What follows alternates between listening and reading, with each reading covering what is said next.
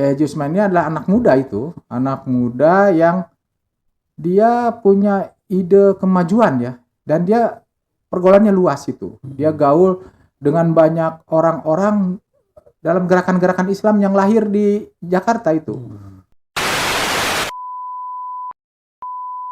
Assalamualaikum warahmatullahi wabarakatuh. Selamat datang kembali di Siniar Ruang 53 Inspirasi Berkemajuan. Kembali lagi dengan saya Muhammad Fauzi. Di podcast kali ini kita kedatangan tamu seorang sosiolog ya. Insyaallah pada kesempatan kali ini kita akan coba mengulas sejarah awal berdiri Muhammadiyah di Kelurahan Kukusan. Kemudian bagaimana pengaruhnya terhadap perkembangan sosial dan pendidikan di wilayah tersebut. Dan ya, kali ini kita kedatangan tamu spesial nih, seorang sosiolog. Beliau adalah Dr. Asep Suryana. Assalamualaikum Ustaz. Alhamdulillah sehat ya. Beliau ini Abang Fauzi ya. Panggil aja Abang. Panggil aja Abang. Ya. Jangan Mas ya. Orang Betawi, orang Depok ya. Orang Betawi ya. Ya, saya sedikit sampaikan mengenai biografi Pak Dr. Asep Suryana ini. Beliau ini dosen prodi Sosiologi Universitas Negeri Jakarta. Ya, betul? Ya. Dan background beliau sebagai pendidikan ya sosiologi dari S1 sampai dengan S3, dan disertasi beliau yang sangat menarik sih, menulis tentang Muhammadiyah di sekitar Jalan Maulana atau di Depok lah. Jadi mungkin salah satu yang menjadi bahan topik menarik mengenai disertasi Pak Asep ini, mengenai tentang Muhammadiyah di Margonda atau di Depok, bil khusus di Kukusan sebenarnya. Nanti kita punya beberapa pertanyaan-pertanyaan.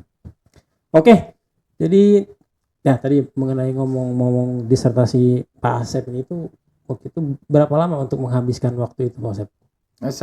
Saya menulis disertasi hampir 5 tahun. 5 tahun ya. Tapi nyari angle-nya, nyari sudut penulisannya itu baru tahun 2019 baru ketemu. Masya Allah. Kenapa itu terjadi? Karena saya kan warga Kukusan. Saya juga ikut dalam kegiatan Muhammadiyah. Jadi saya terlibat dengan secara emosi ya. Nah, menurut beberapa kaidah riset, kalau kita terlalu dekat dengan objek penelitian itu literaturnya harus bagus. Karena kalau enggak nanti isinya curhat. Iya betul. Kalau enggak curhat muji-muji. Iya. Jadi kurang objektif. Iya, kurang objektif betul. Betul sekali. Ya, jadi poin pertama nih, pertanyaan terkait dengan disertasi Pak Asep juga. Kira-kira sejarah awal berdiri Muhammadiyah di Kelurahan Kukusan itu seperti apa Pak Asep? Ya, sejarah Muhammadiyah Kukusan itu berisi tentang orientasi kemajuan dan inovasi ya. Jadi kalau kita lacak fase perkembangan Muhammadiyah Kukusan kita bisa bagi 3 ya. Fase pertama itu ketika Muhammadiyah tidak menamakan dirinya Muhammadiyah di zaman kolonial itu. Jadi kurang lebih itu fasenya itu antara tahun 32 sampai 53 lah. 32. Nah, kemudian fase kedua adalah tahun 53 sampai tahun 81 lah ketika Depok jadi Kotip ya. Jadi Kotip. Nah, ya. saya kasih nama itu era pertanian buah karena warga sini dulu nafkah utamanya tani buah ya. Tani buah, bertani buah, paya dan sebagainya dijual di pasar. Ada yang ke pasar Minggu, ada yang sampai ke pasar Boplo di Cikini gitu. Karena Kukusan sendiri emang setahu saya dulu masuknya masih Bogor ya, di bawah Bogor. Karena saya sendiri KTP saya Bogor. Bogor ya, iya. Iya. Dan nama Kukusan juga katanya konon dari kata kokosan. Dari kokosan. Dari ya. sejenis duku. Iya. Saya dapat dari Pak Maat itu. Itu di sejarahnya dari kokosan. Itu buah yang sekarang hilang itu. Jarang. Susah saya dapat. Susah sekali ya. Enggak ada. Yang ada duku, tapi dulu duku versi lokal. Versi lokal, ya. Dan fase ketiga ketika Muhammadiyah berada di Depok seperti ini, udah jadi metropolitan. Jadi 3 fase ini. Dan Muhammadiyah itu lahir secara kelembagaan ya, meskipun cikal bakal itu sejak zaman kolonial udah ada, komunitasnya sudah ada, tapi tidak berlabel Muhammadiyah, tidak bikin secara resmi mengadopsi paham keagamaan Muhammadiyah. Itu secara resmi tahun 53 berdirinya. Itu menurut bukunya Pak Zainal Abidin ya. Saya merujuk ke buku almarhum itu. Iya, siap. Nah, ini ngomongin almarhum Pak Abidin. Jadi salah satu tokoh-tokoh penting berarti termasuk yang mempelopori kegiatan Muhammadiyah itu kira-kira siapa aja Pak Asep? Yang Pak Asep ketahui di dalam. Yang saya ketahui ya tokoh kuncinya itu Pak Kiai Haji Usman ya. Yang sekarang jadi jalan. Ya, jadi jalan tuh. Kiai Haji Usman ini adalah anak muda yang dia punya ide kemajuan ya, dan dia pergaulannya luas itu. Dia gaul dengan banyak orang-orang dalam gerakan-gerakan Islam yang lahir di Jakarta itu. Misalnya zaman Belanda, waktu itu dia udah nggak punya pekerjaan karena berhenti sebagai guru kan. Akhirnya dia merantau sebagai tukang foto di Cikini. Nah di Cikini itu dia kebetulan bergaul dengan aktivis-aktivis yang kita sebut dengan modernisme Islam, yang paham keagamaan hampir dekat dengan Muhammadiyah. Nah itu dia bergaul dengan situ, juga berapa kali ya sering ikut kegiatan di Muhammadiyah di yang Muhammadiyah yang di Keramat. Itu Muhammadiyah utama itu ya, di Muhammadiyah Keramat itu. Di Muhammadiyah Keramat itu ada majalah yang terkenal namanya Pancaran Iman. Pancaran Iman. Bagus sekali itu Pancaran Iman. Nah, ide-ide tentang Muhammadiyah itu kemudian dia kristalisasi, dia pelajari, kemudian dibawa di Kukusan, didirikan di Kukusan. Dan itu ditandai oleh dua hal ya. Pertama, pada tahun 53 itu Depok sedang menata administrasinya, karena Kukusan ini itu dulu sistem administrasinya bukan sistem administrasi pemerintahannya bukan desa, tapi kemandoran. Kemandoran. Oke, makanya ada nama-nama Mandor Bashir dan sebagainya. Mandor itu bisa sebagai Pak RW lah, kadang bisa sebagai kepala desa. Dan mandor itu atasannya tuan tanah partikulir Pondok Cina, bukan pemerintah. Nah, tahun 49 itu dihapus, didirikan desa. Nah, tahun 53 mulai didirikan kepala desa Kukusan. Nah, pada waktu didirikan desa Kukusan itulah maka lahir kelembagaan desa Kukusan dan kepala desa pertama yaitu Pak Haji Alif ya. Dan kebetulan Pak Haji Usman juga mencalonkan diri itu, cuman kalah. Nah, pada tahun 53 juga berdiri Kecamatan Depok. Oh, Kecamatan Depok. Iya, tahun 53 jadi barengan Kecamatan. Jadi Depok kecamatan.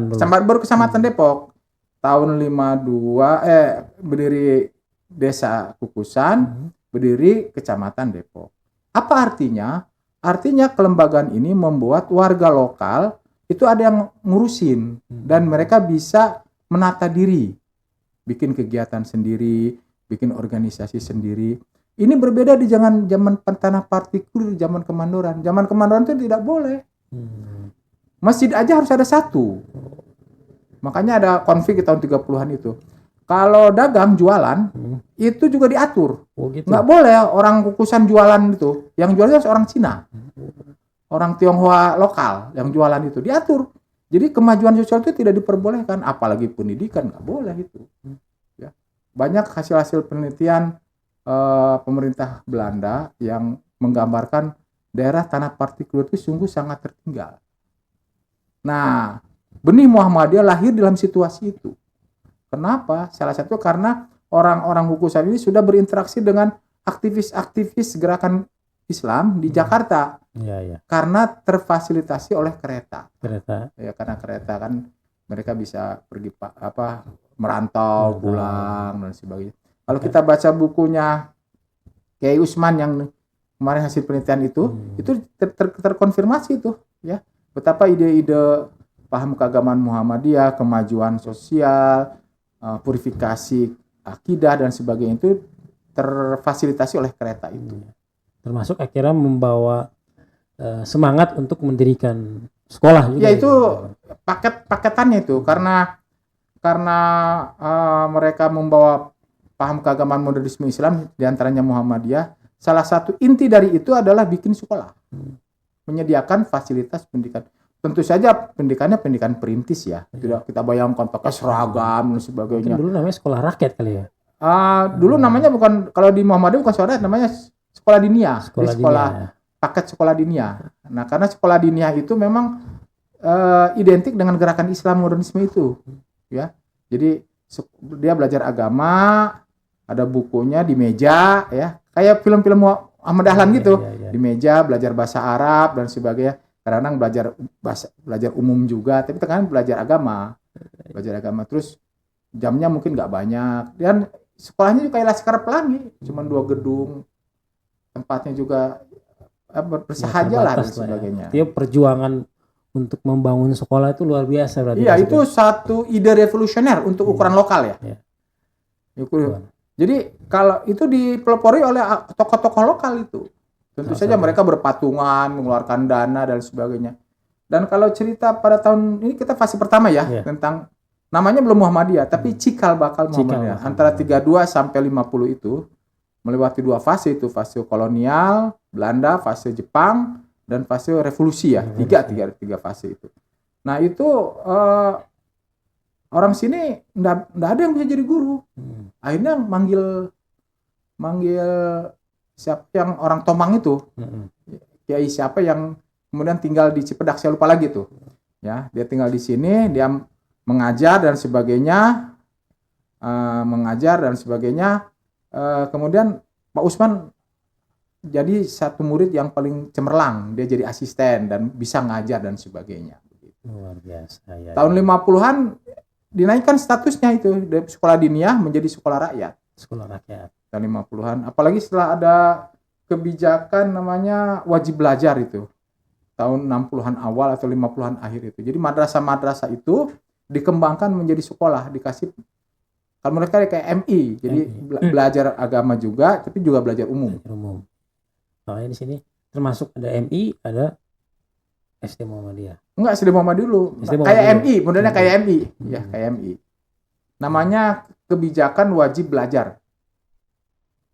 Iya.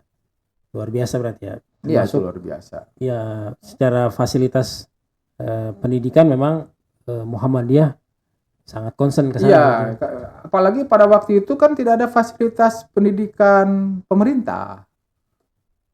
Pendidikan pemerintah itu baru ada di Kukusan tahun 75. Zaman Impres yang SD Impres itu SD Impres itu tahun 74 75 itu baru ada.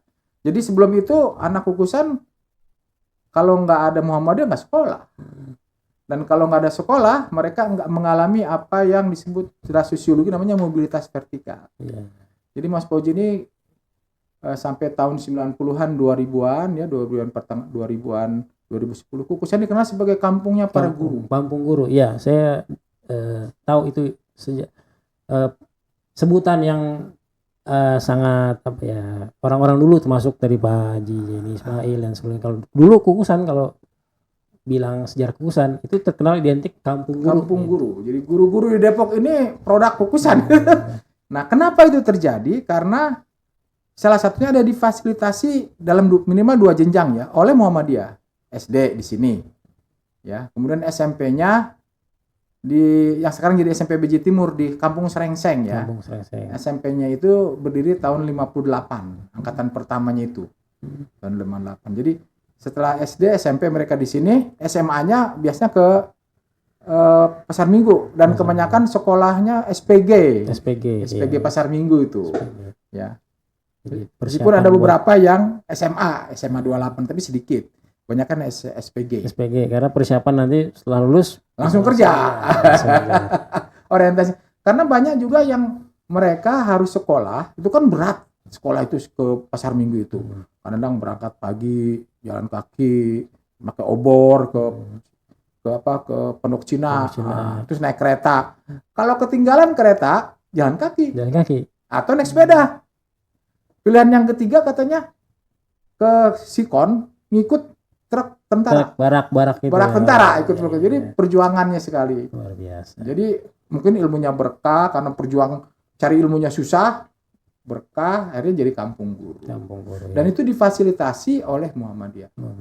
Coba bayangkan Pak ini Bang Fauzi ya, kalau nggak ada Muhammadiyah, nggak ada SD Muhammadiyah yang didirikan tahun 30. Kira-kira Kukusan jadi apa itu ya? Iya, bukan jadi kampung guru lagi ya? Bukan kampung guru itu. Mungkin kampung ini Pak Ogah itu. Mana kampung Pak Ogah. Bersyukur berarti nih. Iya. Selain sekolah juga ada salah satunya Masjid Aum ya kan? Ya, Masjid Al Mujahidin ini masuk salah satu pusat kegiatan Muhammadiyah juga, masuk salah satu kan. Kemudian juga ada MTS. Muhammadiyah. Tapi kalau masjid, semua kampung kan punya masjid. Cuman masjid di banyak kampung yang tidak terafiliasi ke Muhammadiyah hanya buat sholat, hanya buat ibadah mahdoh.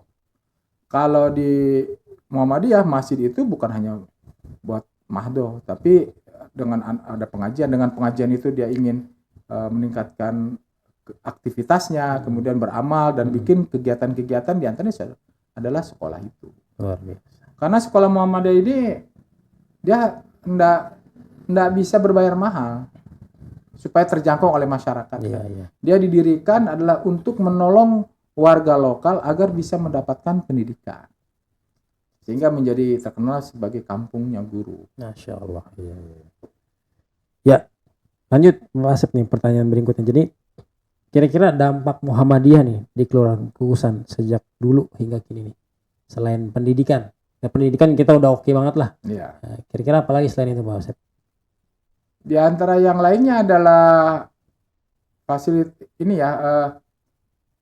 kegiatan-kegiatan kayak arisan. Nah, atau contoh yang lain adalah, mohon maaf ya, mungkin kematian ya. Di Kukusan ini kalau ada orang meninggal, itu pada bantu. Orang-orang Muhammadiyah Kos nyebutnya takziah. Memang itu ada dasar pada hadis Nabi ya. Takziah bukan, mohon maaf ya, istilahnya tahlil. Ada beda itu antara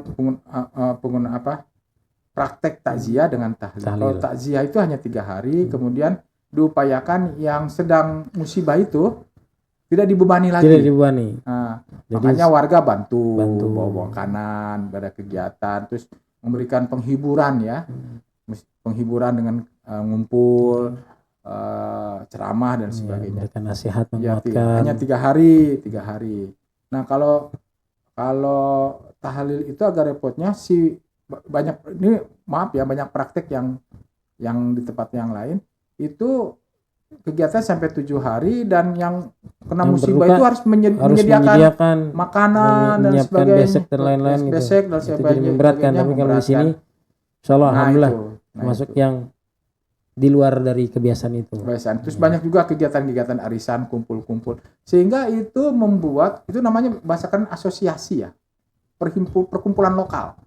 Nah karena ada arisan-arisan itu mereka ngumpul. Arisan sendiri memang membantu, bukan mereka, itu kan nabung ya. Tapi dengan arisan itu mereka kumpul dan membicarakan persoalan-persoalan lokal.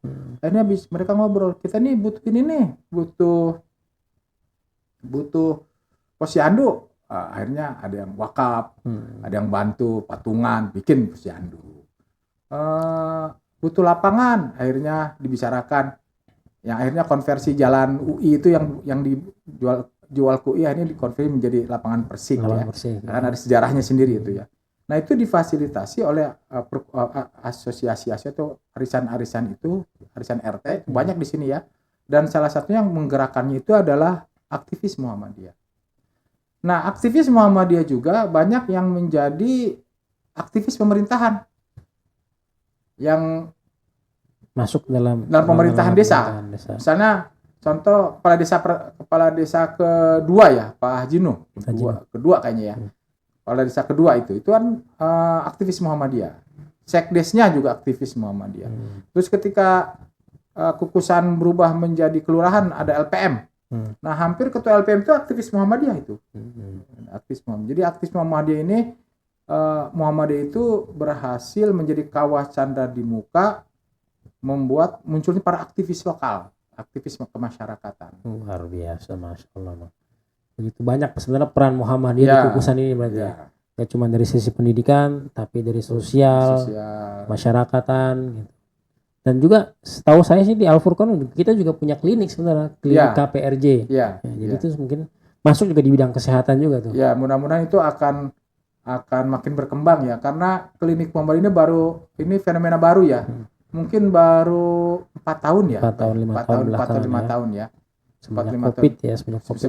Semenjak Covid. Nah, sekarang sudah mulai dikampanyekan ya. Lewat WA ada kegiatan-kegiatan tertentu, kemudian cek kesehatan gratis, terus kebersihan kerang gigi itu dengan harga murah dan sebagainya. Meskipun itu juga harus pemasarannya harus makin ditingkatkan. Mudah-mudahan ke depan klinik Muhammadiyah Beji itu juga bisa bekerja sama dengan BPJS ya. Dengan BPJS itu mudah-mudahan nanti bisa akomodir pesertanya makin banyak pasiennya makin banyak. Ya, kemudian mungkin beberapa pertanyaan lain terkait dengan transformasi masyarakat Kukusan ya sejak Muhammadiyah hadir tadi tuh.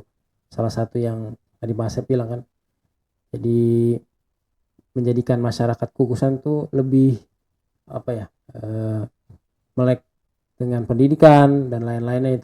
Itu coba Pak Asep sampaikan kira-kira. Iya, Muhammadiyah saat ini menghadapi tantangan baru ya. Tantangan barunya adalah ketika Depok udah jadi metropolitan seperti ini ya. Sini kan harga tanah mahal, kehidupan juga biaya hidup Termasuk makin juga mahal ya. Ada apartemen sekarang di Kukusan. Ya apartemen udah simbol-simbol metropolitan lah ya. Nah, mudah-mudahan ke depan warga-warga Kukusan yang nenek moyangnya orang Muhammadiyah itu juga bisa ningkatin pendidikannya ya. Jadi dia ngakses pendidikan SD, SMP, SMA, masuk perguruan tinggi, kalau bisa nembus UI gitu kan, nembus UI, kemudian dia bisa mendapatkan pekerjaan-pekerjaan yang bagus. Setelah mendapat pekerjaan bagus bisa kemudian membantu Muhammadiyah baik secara finansial maupun secara ilmunya ya. Karena dia bekerja di bidang tertentu, dia punya ilmuwan manajemen modern dan lain sebagainya, sehingga membawa Muhammadiyah ini memasuki tantangan baru, tantangan ketika Depok menjadi kota metropolitan. Ya. Meskipun harus diakui bahwa kelompok keagamaan yang paling terorganisir di luar PKS ya adalah Muhammadiyah di Depok. Ya, kalau PKS lebih terorganisir karena basisnya itu dulu orang-orang UI di Depok itu. Nah, kalau Muhammadiyah itu basisnya orang-orang lokal. Orang-orang mereka yang nyebutnya orang kampung lokal ini ya. Nah, mudah-mudahan ke depan Muhammadiyah bisa bertransformasi mengiringi Depok udah jadi kota metropolitan kayak begini ya. Luar biasa. Karena udah banyak perubahan lah ya. Ya, perubahan. Yang tadinya dulu kebun-kebun, sekarang udah banyak jadi kos-kosan. Udah jadi kebun pintu ya. Udah ada apartemen. Ya kan? Dan ada bahkan jalan tol juga itu. Ya, jalan tol. Termasuk Kukusan yang justru sebenarnya Kukusan ini kalau secara strategis ya lokasi yang paling sangat-sangat ideal. Karena ke Jakarta dekat, ke Bogor juga dekat, dan akses tadi yang Pak Asep bilang kereta. Juga ada fasilitas olahraga gratis UI ya. Iya. Tiap hari kita bisa jalan kaki ke UI, sepedahan ke UI, ngopi-ngopi di UI gratis, lihat danau indah di UI. Murah itu, nggak bayar itu, ya. Jadi kayak halaman depan kita itu. Iya, ya. Kira-kira itu mungkin sebenarnya banyak yang masih bisa dibahas nih, tapi terkait dengan tadi sejarah Muhammadiyah Kukusan ya. Jadi sedikit mengirimkan gambaran lah.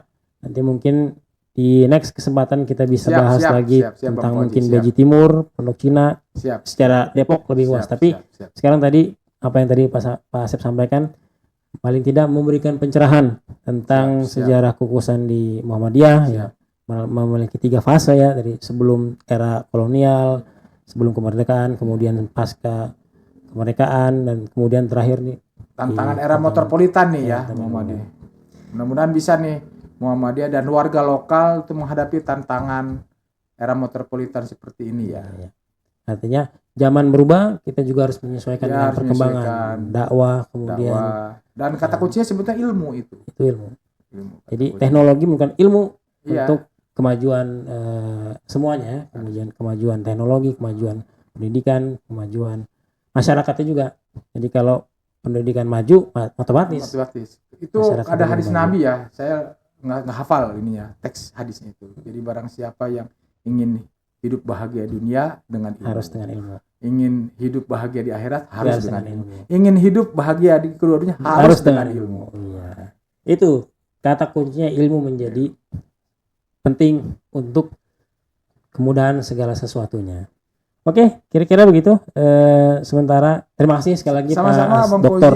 Asep Suryana selaku dosen Prodi Sosiologi Universitas Negeri Jakarta, dan beliau juga termasuk seorang yang sosiolog ya, dan mudah-mudahan obrolan yang kita sampaikan ini menjadi bermanfaat dan salah satu menjadi inspirasi berkemajuan terutama di Kukusan. Baik, sampai jumpa di kesempatan berikutnya. Wassalamualaikum warahmatullahi wabarakatuh. Waalaikumsalam warahmatullahi wabarakatuh.